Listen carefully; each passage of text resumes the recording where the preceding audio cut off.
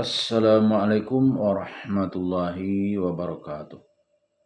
Innal hamdalillah nahmaduhu wa nasta'inuhu wa nastaghfiruh wa na'udzu billahi min shururi anfusina wa min sayyiati a'malina.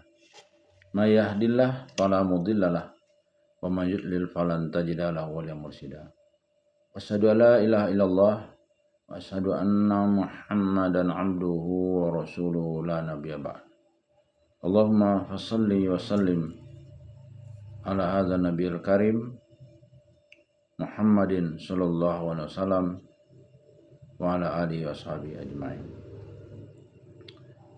Bapak-bapak, ibu-ibu yang saya hormati serta generasi muda yang saya sayangi. Baiklah, kita akan melanjutkan membaca tafsir Al-Azhar yang disusun oleh Profesor Dr. Hamka. Pada kesempatan ini kita akan masuk kepada tafsir yang di sini masih dalam tafsir surah Al-Baqarah juz yang pertama atau juz 1 dengan judulnya di sini adalah takwa dan iman. Dimulai dari ayat pertama dari surah Al-Baqarah. Bismillahirrahmanirrahim. Alif Lam Mim. Di dalam Al-Quran kita akan berjumpa dengan beberapa surat yang dimulai dengan huruf-huruf seperti ini. Alif Lam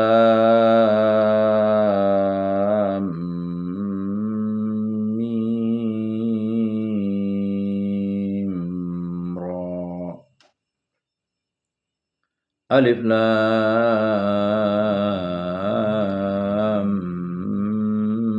Mim Shad.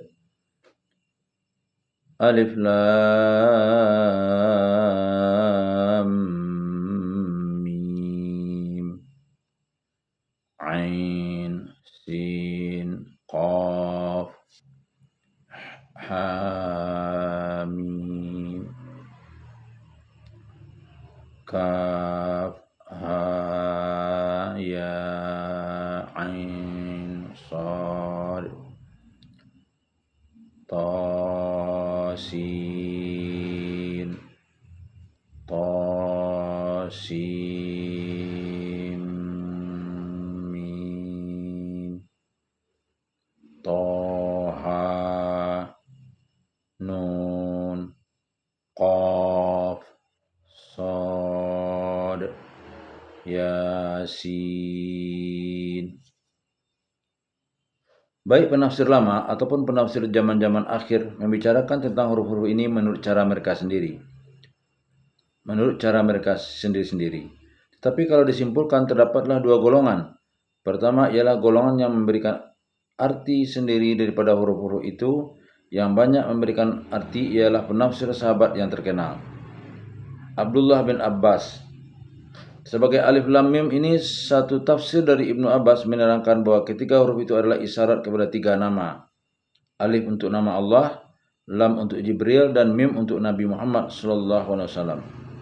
Dan tafsir Ibnu Abbas juga mengatakan arti alif lam ra ialah alif berarti ana, yaitu aku, lam berarti Allah, dan ra berarti ara menjadi ana lahu ara. Aku adalah Allah, aku melihat. Demikianlah setiap huruf itu ada tafsirnya belaka menurut riwayat yang dibawakan orang daripada Ibnu Abbas. Menurut riwayat dari Al-Baihaqi dan Ibnu Jarir yang diterima dari sahabat Abdullah bin Mas'ud, beliau ini pun pernah menyatakan bahwa huruf-huruf alif lam mim itu adalah diambil dari nama Allah. Malah dikatakannya bahwa itu adalah dari Ismullahi Al-Azam, nama Tuhan yang Maha Agung. Rabi' bin Anas, sahabat Rasulullah, mengatakan bahwa alif lam mim itu adalah tiga kunci. Alif kunci dari namanya Allah, lam kunci dari namanya Latif, mim kunci dari namanya Majid. Lantaran itu maka tafsir seperti ini pun pernah dipakai oleh tabi'in, yaitu Ikrimah, Asy-Sya'bi, As-Suddi, Qatadah, Mujahid, dan Al-Hasan Al-Bisri. Tetapi pendapat yang kedua berkata bahwa huruf-huruf di pangkal surat itu adalah rahasia Allah, termasuk ayat mutasyabih yang kita baca dan kita percayai. tetapi Tuhan yang lebih tahu akan artinya. Dan kita baca tiap-tiap huruf itu menurut bunyi ucapannya dalam lidah orang Arab serta dipanjangkan. Riwayat kata ini diterima dari Sayyidina Abu Bakar As-Siddiq sendiri, demikian juga dari Ali bin Abu Talib. Dan menurut riwayat dari Abu Lais As-Samarqandi, bahwa menurut Umar bin Khattab dan Utsman bin Affan dan Abdullah bin Mas'ud, semuanya berkata, di dalam Al-Quran kita tidak mendapat huruf-huruf melainkan di pangkal beberapa surat, dan tidaklah kita tahu apa yang dikehendaki Allah dengan dia. Sungguh pun demikian, masih juga ada ahli-ahli tafsir yang tertarik membuat pengertian sendiri tentang rahasia-rahasia huruf-huruf itu. Abdullah bin Mas'ud dari kalangan sahabat Rasulullah SAW di suatu riwayat berpendapat bahwa beliau sepaham dengan Umar bin Khattab dan Utsman bin Affan tadi, yaitu menyatakan tak usah huruf-huruf itu diartikan. Tetapi riwayat yang lain pernah beliau menyatakan bahwa alif lam mim adalah mengandung Ismullahi al-A'zam, nama Allah yang agung. Asy-Sya'bi tabi'in yang terkenal di satu riwayat tersebut bahwa beliau berkata huruf-huruf itu adalah rahasia Allah belaka. Tetapi di lain riwayat terdapat bahwa beliau pernah memberi arti alif lam mim itu dengan Allahu latifun majidun, Allah maha halus maha utama. Ada pula segolongan ahli tafsir menyatakan bahwasanya huruf-huruf di awal surat itu adalah sebagai pemberitahuan atau sebagai panggilan untuk menarik perhatian tentang ayat-ayat yang akan turun mengiringinya. Riwayat yang terbanyak memberinya arti ialah daripada Ibnu Abbas. Adapun perkataan yang sahih daripada Nabi SAW sendiri tentang arti huruf-huruf itu tidak ada. Kalau ada tentu orang sebagai Abu Bakar As-Siddiq, Umar bin Khattab, Utsman bin Affan dan Ali bin Abu Talib tidak akan mengeluarkan pendapat bahwa huruf-huruf itu tidak dapat diartikan sebagai kita sebutkan di atas. Nyatalah bahwa huruf-huruf itu bukan kalimat bahasa yang bisa diartikan. Kalau dia suatu kalimat yang mengandung arti, niscaya tidak akan ragu-ragu lagi seluruh bangsa Arab akan artinya. Oleh sebab itu, maka lebih baiklah kita terima saja huruf-huruf itu menurut keadaannya. Dan jika kita salingkan arti-arti atau tafsir yang dikemukakan oleh Ibnu Abbas atau yang lain-lain, hanyalah semata-mata menyalin riwayat saja. Dan kalau kita tidak campur tangan, tidaklah mengapa. Sebab akan mendalami isi Al-Quran tidaklah bergantung kepada mencari-cari arti dari huruf-huruf itu. Apatah lagi kalau sudah dibawa pula kepada arti rahasia-rahasia huruf, angka-angka dan tahun yang dijadikan semacam ilmu tenung yang dinamai simia, sehingga telah membawa Al-Quran terlampau jauh daripada pangkal aslinya. Inilah kitab itu, tidak ada sebarang keraguan padanya, suatu petunjuk bagi orang-orang yang hendak bertakwa. Ayat 2. Inilah dia kitab Allah itu, inilah dia Al-Quran, yang meskipun seketika ayat ini diturunkan belum merupakan sebuah naskah atau mushaf berupa buku, namun setiap ayat dan surat yang turun sudah mulai beredar dan sudah mulai dihafal oleh sahabat-sahabat Rasulullah. Tidak usah diragukan lagi, karena tidak ada yang patut diragukan. Dia benar-benar wahyu dari Tuhan, dibawa oleh Jibril, bukan dikarang-karang saja oleh Rasul yang tidak pandai menulis dan membaca itu. Dia menjadi petunjuk untuk orang yang ingin bertakwa atau muttaqin. Kita baru saja selesai membaca Al-Fatihah. Di sana kita telah memohon kepada Tuhan agar ditunjuki jalan yang lurus, jalan orang yang diberi nikmat, jangan jalan orang-orang yang dimurkai atau orang yang sesat. Baru saja menarik napas selesai membaca surat itu, kita langsung kepada surah Al-Baqarah dan kita langsung kepada ayat ini. Permohonan kita di surah Al-Fatihah sekarang diperkenankan. Kamu bisa mendapat jalan yang lurus, yang diberi nikmat, bukan yang dimurkai dan tidak yang sesat, asal kamu suka memakai pedoman kitab ini. Tidak sah lagi dia adalah petunjuk bagi orang-orang yang suka bertakwa. Apa arti takwa? Kalimat takwa diambil dari rumpun kata wiqayah, artinya memelihara. Memelihara hubungan yang baik dengan Tuhan. Memelihara diri jangan sampai terperosok kepada suatu perbuatan yang tidak diridai Allah. Memelihara segala perintahnya supaya dapat dijalankan. Memelihara kaki jangan terperosok ke tempat yang lumpur atau berduri. Sebab pernah ditanyakan orang kepada sahabat Rasulullah Abu Hurairah, ridha Allah untuk beliau, apa arti takwa? Beliau berkata, pernahkah engkau bertemu jalan yang banyak duri dan bagaimana tindakanmu waktu itu? Orang itu menjawab, apabila aku melihat duri, aku mengelak ke tempat yang tidak ada durinya, atau aku langkahi atau aku mundur. Abu Hurairah menjawab, itulah dia takwa. Riwayat dari Ibnu Abid Dunya. Maka dapatlah dipertalikan pelaksanaan jawaban Tuhan dengan ayat ini di atas permohonan kita terakhir pada surah Al-Fatihah tadi. Kita memohon ditunjuki jalan yang lurus. Tuhan memberikan pedoman kitab ini sebagai petunjuk dan menyuruh hati-hati dalam perjalanan. Itulah takwa, supaya jalan lurus bertemu dan jangan berbelok di tengah jalan. Ketika pada akhir Desember 1962 kami mengadakan konferensi kebudayaan Islam di Jakarta, Dengan beberapa teman telah kami bicarakan pokok isi dari kebudayaan Islam. Akhirnya kami mengambil kesimpulan, ialah bahwa kebudayaan Islam itu ialah kebudayaan takwa. Dan kami pun sepakat mengambil langsung kalimat takwa itu karena tidak ada kata lain yang pantas menjadi artinya. Jangan selalu diartikan takut sebagaimana diartikan oleh orang yang terdahulu. Sebab takut hanyalah sebagian kecil dari takwa. Dalam takwa terkandung cinta, kasih, harapan, cemas, tawakal, ridho, sabar, dan lain-lain sebagainya. Takwa adalah pelaksanaan dari iman dan amal soleh. Meskipun di satu-satu waktu ada juga diartikan dengan takut, tetapi terjadi yang demikian ialah pada susunan ayat yang cenderung kepada arti yang terbatas itu saja. Padahal arti takwa lebih mengumpul akan banyak hal. Bahkan dalam takwa terdapat juga berani, memelihara hubungan dengan Tuhan bukan saja karena takut, tetapi lebih lagi karena ada kesadaran diri sebagai hamba. Dia menjadi petunjuk buat orang yang suka bertakwa, apatah lagi bagi orang yang telah bertakwa. Sama irama ayat ini dengan ayat di dalam surah Al-Waqiah, surat 56 ayat 79. A'udzu billahi minasy syaithanir rajim. La yamassu illal mutahharun. Tidaklah akan menyentuh kepadanya melainkan makhluk yang telah dibersihkan. Sehingga kalau hati belum bersih, tidaklah Al-Quran akan dapat menjadi petunjuk.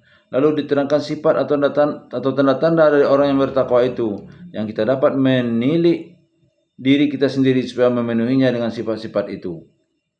Mereka yang percaya kepada yang gaib dan mereka yang mendirikan solat, dan dari apa yang kami anugerahkan kepada mereka, mereka dermakan. Ayat 3. Inilah 3 tanda pada taruh yang pertama. Percaya pada yang gaib. Yang gaib ialah yang tidak dapat disaksikan oleh panca indera, tidak nampak oleh mata, tidak terdengar oleh telinga, yaitu 2 indera yang utama dari kelima panca indera kita. Tetapi dia dapat dirasa adanya oleh akal. Maka yang pertama sekali ialah percaya kepada Allah, Zat yang menciptakan sekalian alam. Kemudian itu percaya akan adanya hari kemudian, yaitu kehidupan kekal yang sesudah dibangkitkan dari maut.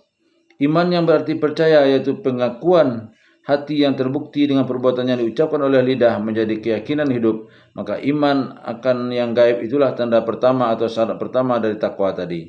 Kita sudah sama tahu bahwa manusia itu dua juga coraknya. Pertama, orang yang hanya percaya kepada benda yang nyata dan tidak mengakui bahwa ada pula di balik kenyataan ini sesuatu yang lain. Mereka tidak percaya ada Tuhan atau malaikat, dan dengan sendirinya mereka tidak percaya akan ada lagi hidup di akhirat itu. Malah terhadap adanya nyawa pun atau roh mereka tidak percaya. Orang yang seperti ini niscaya tidak akan dapat mengambil petunjuk dari Al-Quran. Bagi mereka koran pembungkus gula sama dengan Al-Quran.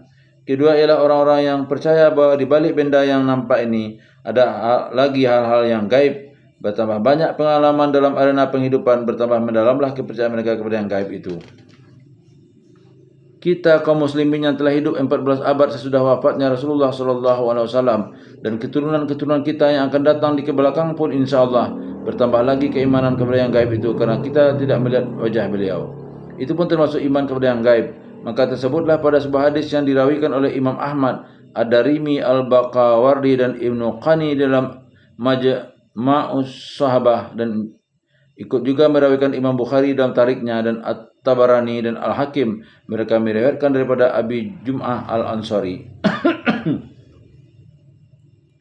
Qala qultu ya Rasulullah, hal min qaumin a'zama ajran minna amanna bika wattaba'nak.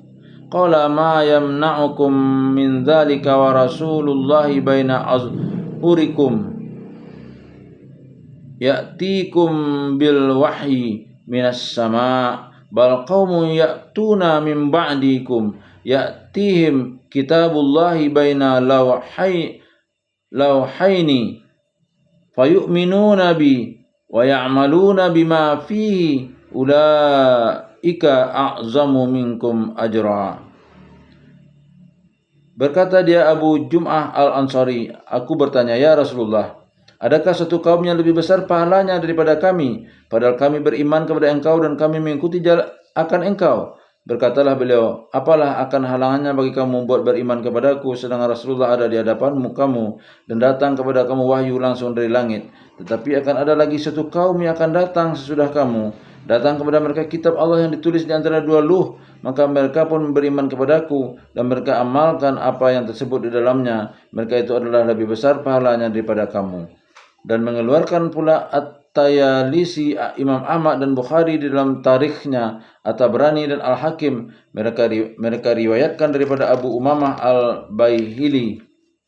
Qala Rasulullah sallallahu alaihi wasallam, tuba liman rani wa amana bi wa tuba liman amana bi wa lam yarani sab'a marrat. Berkata dia Abu Umamah, berkata Rasulullah sallallahu alaihi wasallam, bahagialah bagi siapa yang melihat aku dan beriman kepadaku, dan bahagia pula lah bagi siapa yang beriman kepadaku padahal dia tidak melihat aku 7 kali. Hadis ini dikuatkan lagi oleh yang dirawikan Imam Ahmad, Ibnu Hibban dari Ibnu Sa'id Al-Khudri. Anna rajulan qala ya Rasulullah tuba liman raka wa amana bika qala tuba liman rani wa amana bi wa tuba summa tuba liman amana bi wa lam yarani. Bahwasanya seorang laki-laki berkata kepada Rasulullah sallallahu alaihi wasallam, bahagialah bagi siapa yang melihat engkau dan beriman kepada engkau. Bila pun menjawab, bahagialah bagi siapa yang melihat aku dan beriman kepadaku, dan berbahagialah bagi siapa yang beriman kepadaku padahal dia tidak melihat aku. Kita tidak melihat wajah beliau. Bagi kita beliau adalah gaib. Kita hanya mendengar berita dan sejarah beliau atau bekas-bekas tempat beliau hidup di Makkah. Namun bagi setengah orang yang beriman, demikian cintanya kepada Rasulullah sehingga dia merasa seakan-akan Rasulullah itu tetap hidup. Bahkan kadang-kadang titik air matanya karena terkena akan Rasulullah dan ingin hendak menjadi umatnya yang baik dan patuh, ingin mengerjakan sunnahnya dan memberikan segenap hidup untuk melanjutkan agamanya. Maka orang begini pun termasuk orang yang mendalam keimanannya kepada yang gaib. Maka keimanan kepada yang gaib dengan sendirinya diturutinya dengan mendirikan solat. Tegasnya kalau mulut telah tegas mengatakan iman kepada Allah, malaikat hari kemudian, Rasul yang tidak pernah dilihat dengan mata, maka bila panggilan solat datang, bila azan telah terdengar, dia pun bangkit sekali buat mendirikan solat. Karena hubungan di antara pengakuan hati dengan mulut tidak mungkin putus dengan perbuatan. Waktu datang panggilan solat, itulah ujian yang sangat tepat buat mengukur iman kita. Apakah tergerak hati ketika mendengar azan, atau timbulkah malas, atau seakan-akan tidak tahu.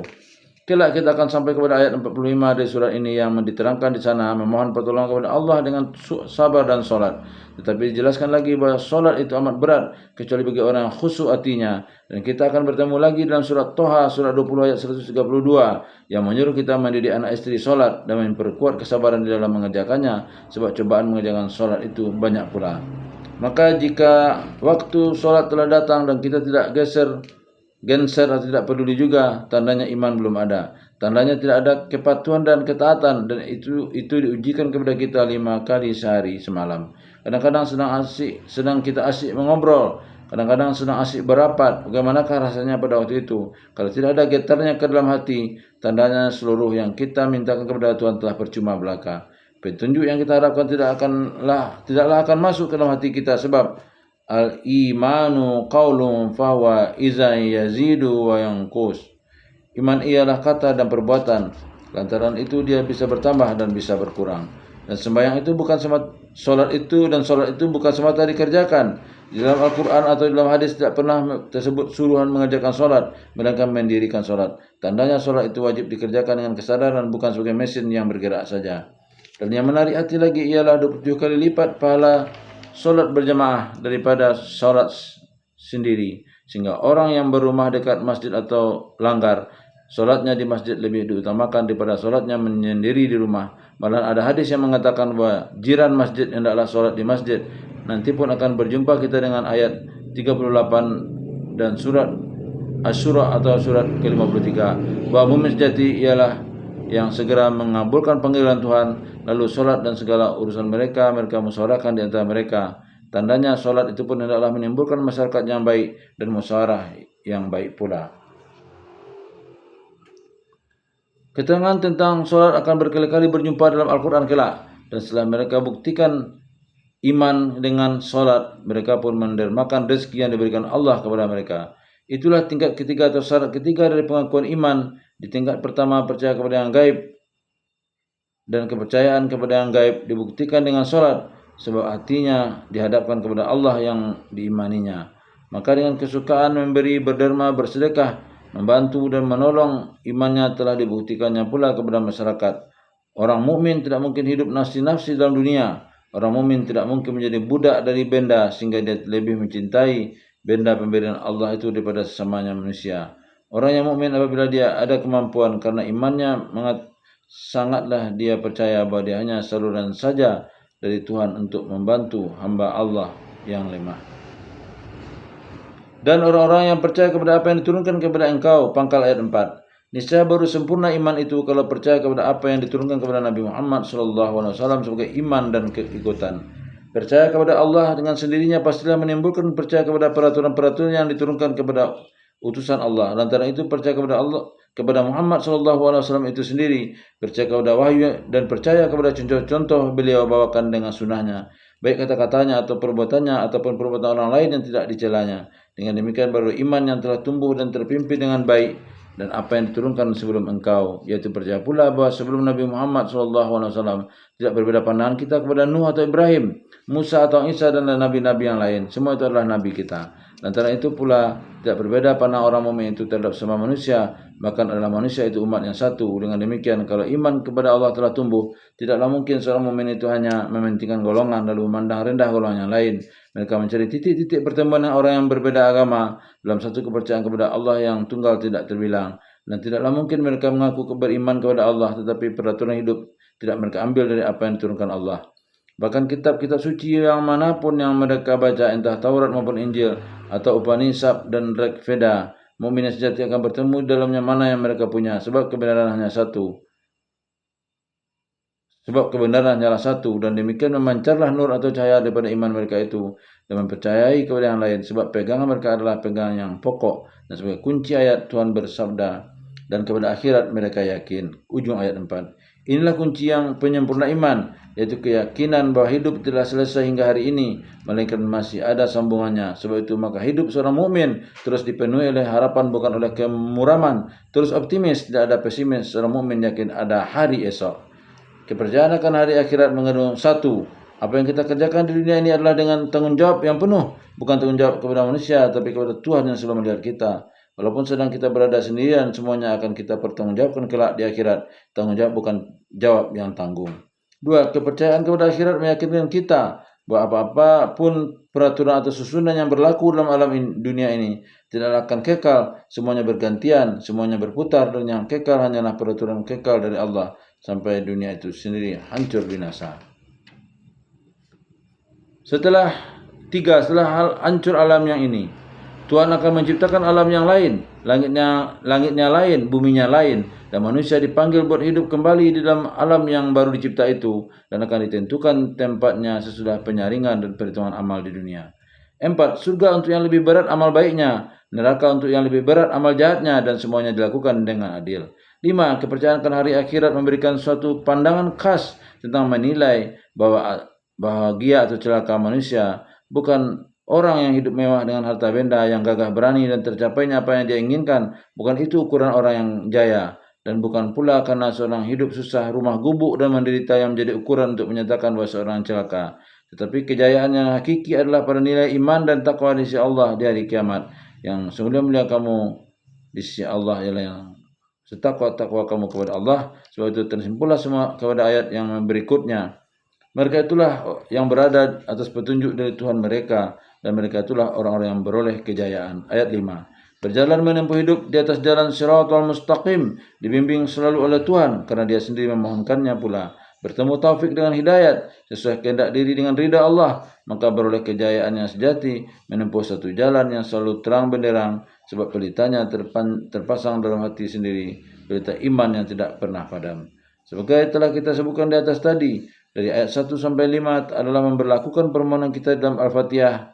Memohon diberi petunjuk jalan yang lurus. Asal ini dipegang, petunjuk jalan yang lurus pasti tercapai. Billahi taufiq wal hidayah. Wassalamualaikum warahmatullahi wabarakatuh.